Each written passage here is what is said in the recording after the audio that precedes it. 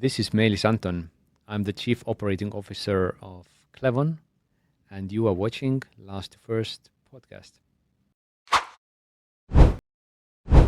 So one of the first things I thought about with the solution is if I was competing against this, if I would put my old delivery hat back on and we were going up against each other on the RFP, one of the call outs I would have to the potential customer would be, well, you still have to have a human involved in the interaction on the delivery end. Mm-hmm. So think about a healthcare logistics, a hospital environment. Mm-hmm. I'm getting to what are some of the challenges you may have faced from these early adopters and how that maybe has impacted the evolution of the process. But that vehicle still have to pull up to a hospital, maybe to the front door of a lab or clinic, and that lab tech's got to come out and retrieve the item, correct? Whereas today in traditional kind of final mile delivery, the driver is getting out of the vehicle himself or herself and bringing it into the lab, and there obviously is a signature, a sign-off process to secure that chain of custody.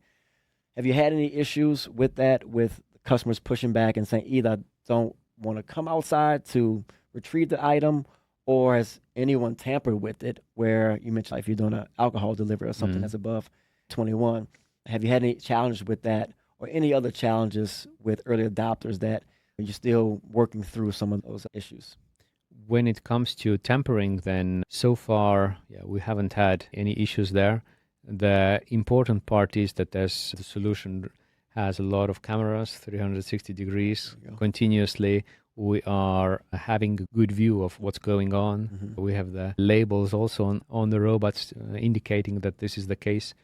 When it comes to the transportation and handover part, we've seen actually coming from another direction, the customers so far have been deploying their own employees to do certain deliveries, for example. So we've seen it from the other angle that we are saving them time. When it comes to samples delivery, for example. We have had a project with a hospital where previously the nurses themselves were taking the samples from the hospital to the lab and back. Then there we were really lowering their workload because they had not been employing a separate transportation company for doing this delivery there. So we saw efficiencies really come up there. And when we talk about the future state, then we are really looking at how to improve even more the user experience, meaning to take the human interaction even lower. So one example being charging.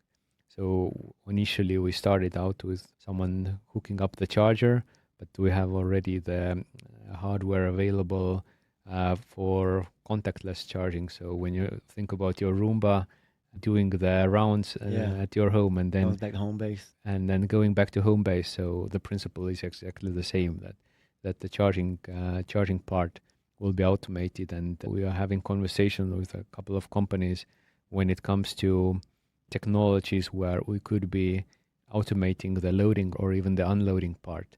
So let's see.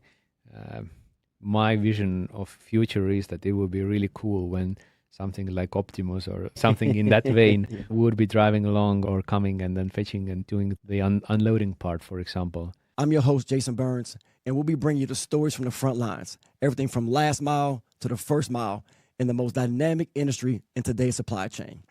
If you like the content we're producing, the videos we're releasing, the stories we're telling you, give us a like, subscribe to our channels, give us some feedback on how we can improve your last to first journey.